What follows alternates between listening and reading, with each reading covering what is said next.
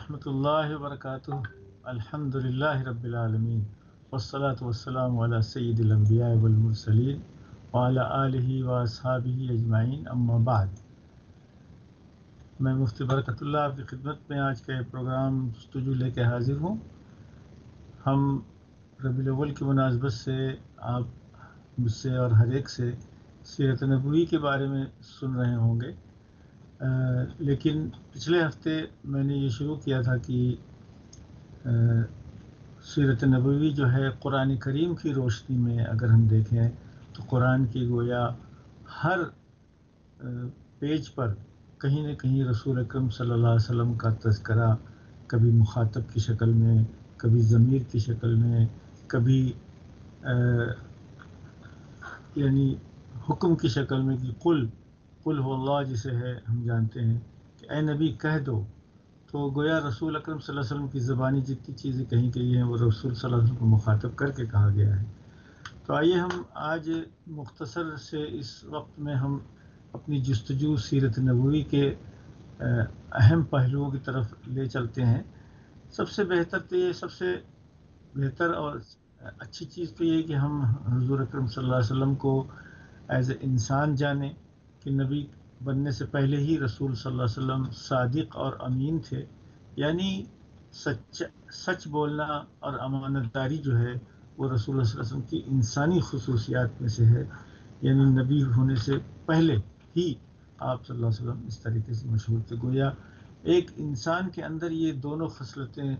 Ideal ہیں جو انبیاء کرام کی سنت ہے. اس کے بعد ہم آتے ہیں کہ رسول اکرم صلی اللہ علیہ وسلم نے چند سکوں کے عوض مکے میں بکریاں بھی چرائی ہیں، یعنی مزدوری، معمولی مزدوری بھی کی ہے، اور کمیشن پر مزاربت پر سیدنا خدیجہ رضی اللہ تعالیٰ عنہ کا مال شام لے گئے ہیں اور تجارت بھی کی ہے. تو رسول اکرم صلی اللہ علیہ وسلم کا جو تجربہ رہا ہے مکہ مکرمہ میں ایز اے انسان نبوت سے پہلے، وہ بھی ایک مثالی رہا ہے ہمارے لیے، اور ہمیں اسے اس مہینے کی مناسبت سے ہمیں اس کی اسٹڈی کرنا چاہیے اور سننا چاہیے، سنانا چاہیے. سیرت کی محفلیں اور سیرت کی اسٹوری بکس جو ہیں ہم اب خود پڑھیں اور بچوں کو بھی پڑھیں اور سنائیں. کچھ دنوں پہلے تک تو ماشاءاللہ یعنی کیسٹس اور دوسری چیزیں اویلیبل تھیں جس میں صحابہ، صحابیات، بچوں کی اور رسول صلی اللہ علیہ وسلم کی کہانیاں ملتی تھیں، اور ہم اپنے بچوں کو رات میں لگاتے تھے سننے کے لیے. اچھی سی آواز میں اور پروفیشنل طریقے سے ماشاءاللہ وہ کیے جاتے تھے. آج کل اور بھی چیزیں اویلیبل ہیں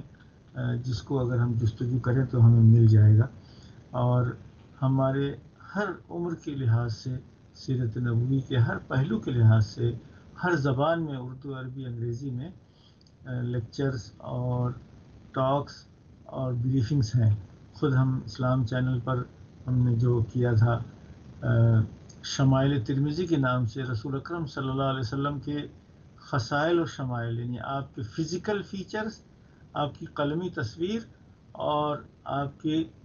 عادات کی ایک تصویر جو ہے وہ ہم نے 20-25 قسطوں میں آپ کے سامنے پیش کی تھی. اگر موقع ہو تو رسول اکرم صلی اللہ علیہ وسلم کی اتباع اور محبت میں ان سیریز کو بھی اگر ہم ملاحظہ کریں تو ہمارے لیے دین دنیا کی تمام بھلائیوں کا سبب بنے گا. آئیے ہم آگے بڑھتے ہیں کہ رسول اکرم صلی اللہ علیہ وسلم جب نبوت آپ کو ملی، حضرت خدیجہ رضی اللہ عنہ نے سب سے پہلے آپ پر ایمان لائیں اور آپ کو دلاسا دیا کہ آپ تو غریبوں کی خبرگیری کرتے ہیں، آپ محتاجوں کی مدد کرتے ہیں اور سب کا خیال رکھتے ہیں، سوشل ورک جسے آج کل کی زبان میں کہا جاتا ہے. تو اللہ سبحانہ وتعالیٰ آپ کے ساتھ کوئی ایکسیڈنٹ نہیں بلکہ یہ اچھی چیز ہے. اور جب وہ اپنے چچا کے پاس لے گئیں کہ یہ ایسا ہوا ہے، تو انہوں نے کہا کہ ھذا الناموس الذی انزل علی موسیٰ، یہ وہی وحی ہے جو موسیٰ علیہ السلام پر نازل ہوئی تھی.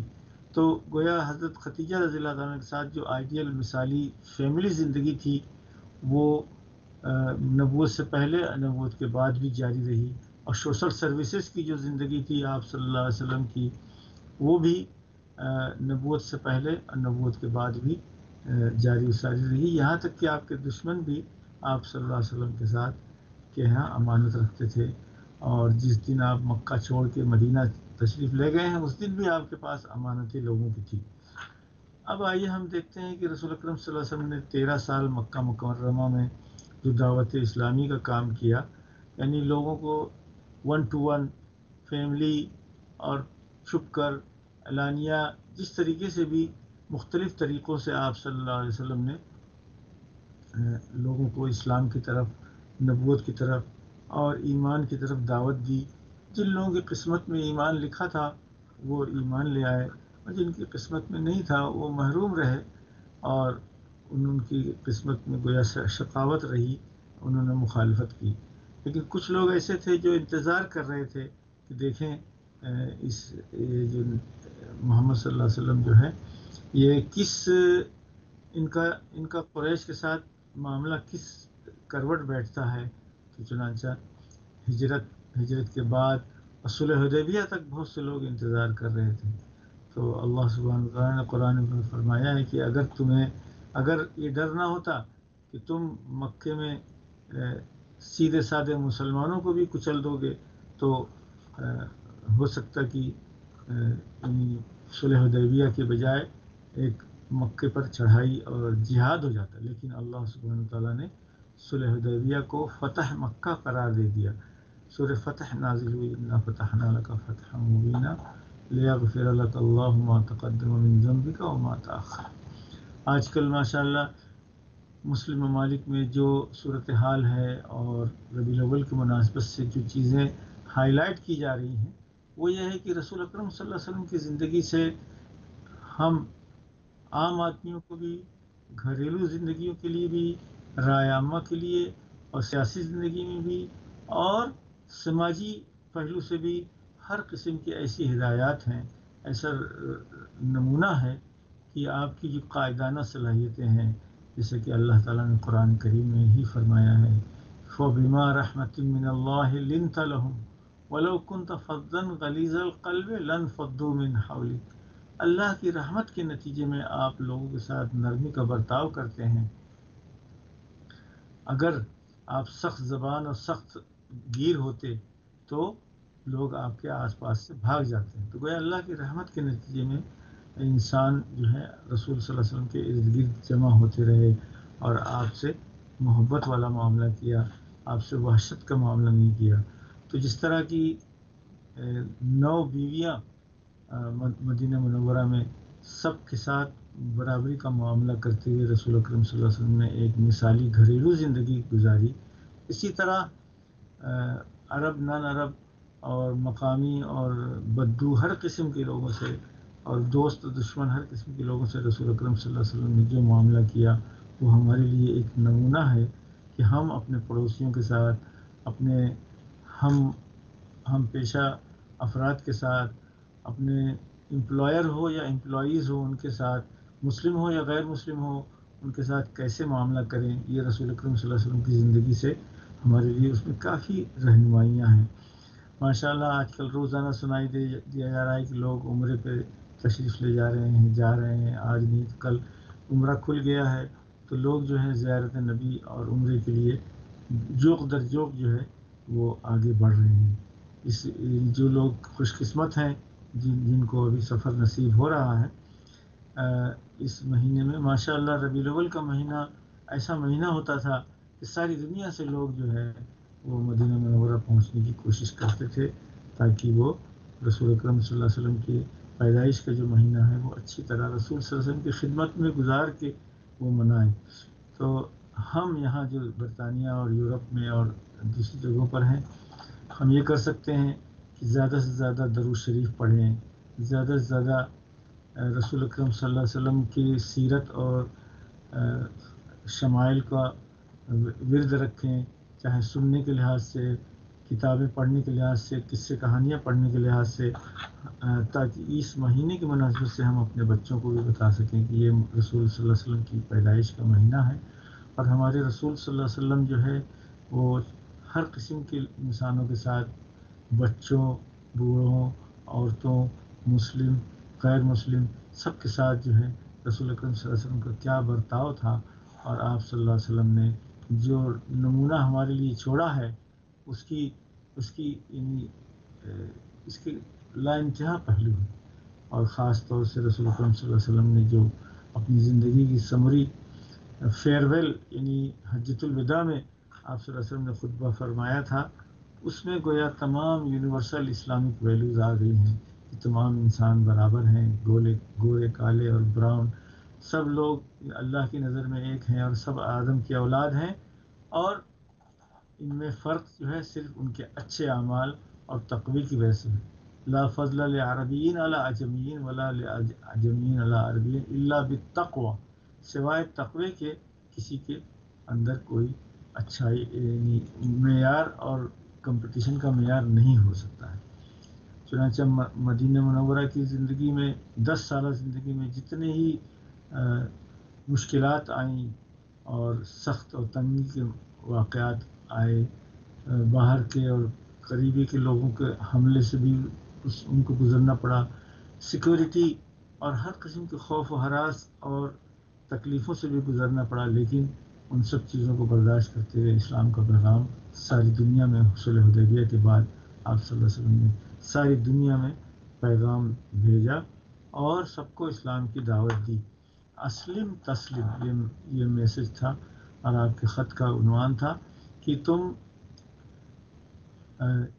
اسلام قبول کر لو اور تم محفوظ رہو گے.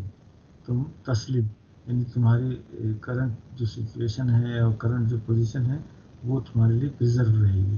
چنانچہ جیسے رسول اکرم صلی اللہ علیہ وسلم اللہ کی طرف دعوت دینے والے ہیں اور ایک بشیر و نذیر ہیں، لوگوں کو اچھی خوشخبری دیتے ہیں اور وارننگ بھی دیتے ہیں. جو لوگ اچھے کام کریں گے ان کے لیے خوشخبری ہے، جو برے کام کریں گے ان کے لیے وارننگ ہے کہ آج نہیں تو کل قیامت کے دن سب کو اپنے اعمال کا حساب دینا ہے اور اللہ کے سامنے حاضر ہونا ہے، جواب دہ ہونا ہے. چنانچہ اسی جواب دہی کے احساس کی وجہ سے ہم اور دنیا کے سارے اچھے انسان جو ہیں وہ اچھے اعمال کرتے ہیں اور برائیوں سے بچتے ہیں، کرمنل ایکٹیویٹیز سے بچتے ہیں. جو لوگ ذہنی طور سے امبیلنس ہوتے ہیں وہی اس قسم کے کرمنل ایکٹیویٹیز اور اللہ رسول کی مخالفت میں قدم اٹھاتے ہیں اور دنیا اور آخرت دونوں کو تباہ کرتے ہیں. تو جیسے کہ رسول اکرم صلی اللہ علیہ وسلم کے بارے میں قرآن کریم میں فرمایا گیا ہے وما ارسلناک الا رحمۃ للعالمین، ہم نے آپ کو صرف اللہ کی رحمت کے طور سے، اللہ کی مرضی کے طور سے، سارے عالمین کی مرضی کے طور سے آپ کو بھیجا ہے. تو آپ کا آنا گویا اللہ کی رحمت کے اترنے کا سبب ہے اور اس کی ابتدا ہے. اور آپ صلی اللہ علیہ وسلم سے جتنے لوگ قریب ہوں گے، جتنا محبت کریں گے، جتنا ان کے طرز عمل پر چلیں گے، سنتوں پر عمل کریں گے، وہ اتنی ہی کامیاب اور اتنی ہی خوش و خرم اس دنیا میں بھی اور آخرت میں بھی رہیں گے. تو چنانچہ آپ نے مختلف پہلوؤں پر یہاں ہم سے سنا ہوگا، لیکن قرآن کریم میں جو سورہ توبہ اور سورہ احزاب اور جو چند صورتیں ہیں سورۃ التحریم میں ہر قسم کی آپ صلی اللہ علیہ وسلم کے ساتھ جو زندگی میں واقعات ہوئے اس کا تذکرہ ہے. سورہ احزاب میں یہ ہے کہ جب ساری عرب کے قبائل جمع ہو کر مدینہ منورہ پہ چڑھائی کیے، فلما رأى المؤمنون الاحزاب قالوا هذا ما وعدنا الله ورسوله وصدق الله ورسوله، جب مسلمانوں نے دیکھا کہ چاروں طرف سے جماعتیں ابھر کے آ رہی ہیں تو انہوں نے کہا کہ یہی وہ ہے چیز ہے جس کو اللہ نے ہم سے وعدہ کیا تھا اور اللہ اور رسول نے ہمارے ساتھ سچ کہا تھا کہ تمہارے ساتھ سب لوگ تمہارے خلاف آئیں گے، یہاں تک کہ اللہ تعالیٰ اس دین کو دوسرے دینوں پر غالب کرنے کے لیے سب کو شکست سے دوچار ہونا پڑے گا. چنانچہ جن لوگوں نے صلح صفائی کا معاملہ کیا رسول اکرم صلی اللہ علیہ وسلم سے وہ بچ گئے، اور جن لوگوں نے لڑائی کا معاملہ اختیار کیا وہ تباہ ہو گئے. جیسے پرشین امپائر اور رومن امپائر دونوں کو مسلمانوں نے میدان جنگ میں شکست دی. لیکن عرب میں جن لوگوں نے صلح کے معاہدے کیے، خود مکہ مکرمہ بھی صلح کے معاہدے کے ذریعے ہی فتح کیا گیا تھا۔ چنانچہ جب اسلام کمپلیٹ ہو گیا،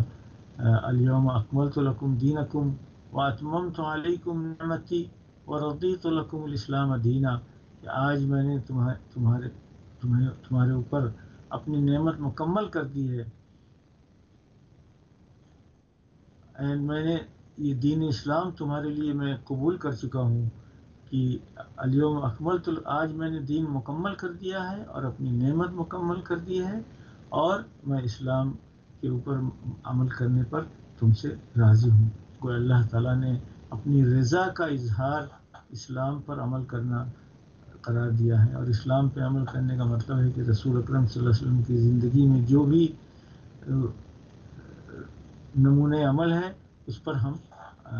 قائم رہیں، اور اس کو جانیں، سمجھیں، پڑھیں، اور اس پر عمل کرنے کی کوشش کریں، اور غیر مسلموں کے ساتھ اور اپنے پڑوسیوں کے ساتھ جیسا رسول اکرم صلی اللہ علیہ وسلم نے معاملہ کیا ہے وہی معاملہ ہم کریں۔ اس سے بڑھ کر ہم اپنے بال بچوں اور گھر والوں کے ساتھ وہی معاملہ کریں جو رسول صلی اللہ علیہ وسلم نے کیا۔ آپ صلی اللہ علیہ وسلم نے فرمایا کہ خیرکم خیرکم لأہلہ وانا خیرکم لأہلی، تم میں سے سب سے بہتر وہ ہے جو اپنے بال بچوں کے لیے بہتر ہو، بہترین عمل ہو، اور تم میں سے میں اپنے بال بچوں کے ساتھ تم میں سے سب سے بہتر برتاؤ کرتا ہوں۔ چنانچہ رسول اکرم صلی اللہ علیہ وسلم کی جو فیملیز تھی، اتنی بڑی فیملی تو کسی کے پاس نہیں تھی، کہ 9 گھر تھے آپ صلی اللہ علیہ وسلم کے پاس، اور آپ صلی اللہ علیہ وسلم نے ان کے ساتھ جو ہے اس طرح وہ کیا، کس طرح حکمت اور تربیت کے ساتھ سب کی تربیت فرمائی۔ حالانکہ آپس میں ناچاقی بھی ہوتی تھی اور کمپٹیشن بھی ہوتا تھا کھانے پینے اور رسول صلی اللہ علیہ وسلم کے ساتھ اٹینشن حاصل کرنے کے لیے، رسول اکرم صلی اللہ علیہ وسلم روزانہ عصر سے مغرب تک تمام ازواج مطہرات کے گھر چند منٹ کے لیے تشریف لے جاتے، سب کو سلام کرتے اور سب کے حال احوال معلوم کر کے مغرب تک واپس آتے۔ اور اس سلسلے میں سورۃ التحریم میں رسول صلی اللہ علیہ وسلم کو کہا گیا ہے کہ اے نبی، آپ کیوں وہ چیز حرام کرتے ہیں جو اللہ نے آپ کے لیے حلال کی ہے بیویوں کو خوش کرنے کے لیے؟ جیسا کہ ہوتا ہے کہ بیویوں کے اصرار اور ان کی ناراضگی سے بچنے کے لیے بہت سے لوگ کچھ کام کرتے ہیں، تو رسول اکرم صلی اللہ علیہ وسلم نے ایک مرتبہ ایسی ہی چیز کو قسم کھا کے حرام کر لیا، تو آپ صلی اللہ علیہ وسلم کو تنبیہ ہوئی، اور اللہ سبحانہ وتعالیٰ نے فرمایا ہے قد فرض اللہ لکم تحلۃ ایمانکم، اللہ نے تمہیں تمہاری جو وہ قسمیں جن قسموں کے ذریعے تم ناجائز کو جائز اور جائز کو ناجائز غلط چیزوں پر جو قسمیں کھا لیتے ہو اسے توڑنا اور اس کا کفارہ دینا اللہ تعالیٰ نے آپ پر لازم قرار دیا ہے۔ چنانچہ یہ سنت بھی جو گھریلو ناچاقی اور گھریلو جھگڑے یا گھریلو کمپٹیشن جو ہوتا ہے وہ بھی جھگڑے رسول اکرم صلی اللہ علیہ وسلم کی زندگی میں نظر آتے ہیں۔ حضرت عمر رضی اللہ تعالیٰ عنہ نے ایک بہت ہی ڈیٹیل روایت بخاری شریف میں آتی ہے جس میں انہوں نے مکہ و مدینہ کی سوشل حالات کو بہت ڈیٹیل میں بیان کیا ہے۔ خود ان کی جو بیٹی حفصہ رضی اللہ تعالیٰ عنہ، حفصہ بنت عمر بن خطاب جو ہے، ان کے وہ چونکہ رسول صلی اللہ علیہ وسلم کی زوجیت میں تھی، اس لیے آپ کا ازواج مطہرات سے معاملات میں بھی دخل تھا، اور انہوں نے حضور اکرم صلی اللہ علیہ وسلم سے اس سلسلے میں حضرت عمر رضی اللہ تعالیٰ نے بہت سارے مشورے اور درخواستیں بھی کی تھی کہ یا رسول اللہ صلی اللہ علیہ وسلم اپنی بیویوں کو پردہ کرائیے، تو اس کے بعد پردے کا حکم آ گیا۔ پھر اس کے بعد تمام مومنین اور مومنات کے لیے بھی پردوں کا حکم آ گیا، ازواج مطہرات اور بنات رسول صلی اللہ علیہ وسلم کی اتباع میں۔ تو گویا یعنی رسول اکرم صلی اللہ علیہ وسلم کے ساتھ جو بھی واقعات ہوئے یا جو بھی حالات پیش آئے، ان تمام میں رسول صلی اللہ علیہ وسلم کی سنتیں ہمارے لیے ہے۔ بلکہ بعض وقت یہ بھی آتا ہے کہ رسول اکرم صلی اللہ علیہ وسلم اگر نماز میں حالانکہ سب سے زیادہ حاضر ذہن ہوتے تھے، لیکن اگر کبھی آپ نے نماز میں بھول چوک ہوئی ہے تو وہ بھی ہمارے لیے سنت ہے۔ انی لانسا لاسنہ، ایک حدیث میں آتا ہے کہ مجھے کبھی کبھی بھلا دیا جاتا ہے تاکہ بھول کی حالت میں اور بھول کو کیسے درست کیا جائے اس کی بھی اس کا بھی طور طریقہ بن جائے. ایک صحابی تھے، ان کا نام ذوالیدین تھا، یعنی ان کا ہاتھ ذرا لمبا تھا ڈسپروپورشنلی، ان کا نام ذوالیدین تھا. تو ایک دن رسول اکرم صلی اللہ علیہ وسلم نے 2 رکعت پڑھا کر سلام پھیر دیا. تو اور لوگوں نے تو خاموشی اختیار کی، لیکن ذوالیدین رضی اللہ تعالیٰ عنہ نے کہا کہ یا رسول اللہ اقصرت الصلاۃ ام نسیت یا رسول اللہ، کیا نماز آدھی ہو گئی ہے یا آپ بھول گئے ہیں، آپ بھول چوک ہو گئی ہے. رسول اللہ صلی اللہ علیہ وسلم نے کہا کہ نہیں، کچھ نہیں ہوا. تو انہوں نے کہا کہ نہیں یا رسول اللہ قد کان بعد ذلک، کچھ تو ہوا ہے. تو اور لوگوں نے بھی تصدیق کی کہ ہاں رسول اللہ صلی اللہ علیہ وسلم ظہر کی نماز میں گویا 2 رکعت پڑھی گئی ہے. تو رسول اللہ صلی اللہ علیہ وسلم نے فوراً کھڑے ہو کر بقیہ 2 رکعت پڑھی اور سجدہ سہو کیا. تو گویا اس کی وجہ سے گویا بھول چوک، نماز کی بھول چوک کی سنت بھی قائم ہوئی.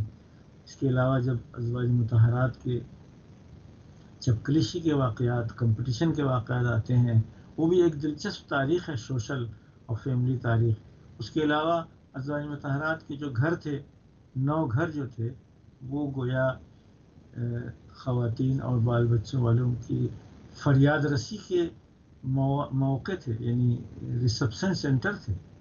یعنی مسجد نبوی میں تو آپ صلی اللہ علیہ وسلم جو ہے مردوں سے ہم کلام ہوتے تھے اور وہ لوگ آپ سوال جواب آپ سے کرتے نماز کے بعد، لیکن عورتیں پیچھے رہنے کی وجہ سے وہ اس میں شامل نہیں ہو سکتی تھیں. تو رسول صلی اللہ علیہ وسلم کی خدمت میں عورتوں نے ایک وفد بھیجا اور کہا کہ یا رسول اللہ غلبنا علیک الرجال، مردوں نے آپ پر اجارہ داری قائم کر رکھی ہے، یعنی مردوں نے آپ کو گھیر رکھا ہے، ہم عورتوں کو آپ سے بات چیت کرنے، مسئلے مسائل پوچھنے کا موقع نہیں ملتا ہے. تو آپ صلی اللہ علیہ وسلم نے فرمایا کہ تم لوگ ایک دن طے کر کے بتا دو تو میں وہاں تمہارے ساتھ آؤں گا اور تمہارے ساتھ بیٹھ کے تمہارے سوالات کا جواب دوں گا. چنانچہ بیت المدراس یا ایسی کوئی نام کی ایک جگہ تھی جہاں ہفتے میں 1 یا 2 روز خواتین کا اجتماع مسجد نبوی سے باہر ہوتا تھا. اور مسجد نبوی میں تو جو خواتین آتی تھیں نماز پڑھ کے چلی جاتی تھی، لیکن صحابہ کرام رضی اللہ تعالیٰ عنہ کو گویا ہر وقت دربار نبی میں حاضری کا شرف ملتا تھا. تو خواتین نے اپنے لیے ایک خاص وقت بھی مانگ لیا اور رسول صلی اللہ علیہ وسلم نے دیا. اس کے علاوہ روزانہ صبح سے لے کر ظہر کے وقت تک ازواج مطہرات کے گھر جو ہے وہ اسی کام کے لیے ہوتے تھے کہ مدینہ شہر میں جس گھر میں جس فیملی میں بھی کوئی واقعہ ہوا ہو یا کوئی ضرورت ہے، محتاجگی ہے، فوتگی ہے یا کچھ ہے، تو وہ آ کے رسول اکرم صلی اللہ علیہ وسلم کے گھر میں اس کو بتاتے تھے اور رسول صلی اللہ علیہ وسلم اس کو وہیں سے ٹیک اپ کرتے تھے اور اس کو سولو کرتے تھے. ایک واقعہ آتا ہے کہ ایک دن رسول اکرم صلی اللہ علیہ وسلم تشریف لائے اور حضرت عائشہ رضی اللہ عنہا نے بتایا کہ دیکھیے آپ کے آنے سے پہلے سے ایک خاتون یہاں آئی ہیں 2 بچیوں کو لے کر، میں نے ان کو چند کھجوریں دی تو انہوں نے ایک کھجور اپنے بچیوں کو دے دیا اور ایک کھجور جو ہے وہ شکایت لے کے آئی تھی کہ ان کے پاس کھانے پینے کا نہیں ہے. تو وہ کھجور اپنے منہ کی طرف لے جا رہی تھی تو بچی نے پھر سے جلدی سے کھا کے مانگ لیا امی سے، تو ماں نے اس کو 2 ٹکڑے کر کے دونوں کو دے دیا. جب سیدنا عائشہ رضی اللہ تعالیٰ عنہ نے یہ دیکھا آپ کا دل پسیج گیا اور آپ سیدنا عائشہ رضی اللہ تعالیٰ عنہ نے رسول اکرم صلی اللہ علیہ وسلم کو آنے کے بعد یہ واقعہ بتایا. تو رسول صلی اللہ علیہ وسلم نے فرمایا کہ جو بھی ان بچیوں کی پرورش کرتا ہے اور ان کی اچھی پرورش کرتا ہے اس کو جنت کی خوشخبری ہے دے دیں. اور یہ خاتون جس نے رحم دلی کے ساتھ اپنے بچوں کو کھجور دے دی، اس کو بھی جنت کی بشارت دے دو اور اس کے لیے یعنی بہت اللہ تعالیٰ اس رحم دلی کی وجہ سے اس کے گناہوں کو معاف کر دیتا ہے. اس کے علاوہ اور بہت سارے واقعات آتے ہیں کہ یتیم بچے بچیاں اور یتیم گھر والے یا گھریلو ناچاکی کی وجہ سے مدینہ منورہ میں جو بھی کوئی واقعہ ہوتا تھا وہ ازواج مطہرات کے علم میں آتا تھا اور وہ پھر رسول صلی اللہ علیہ وسلم کی خدمت میں پیش کر کے اس کا حل کیا کرتے تھے.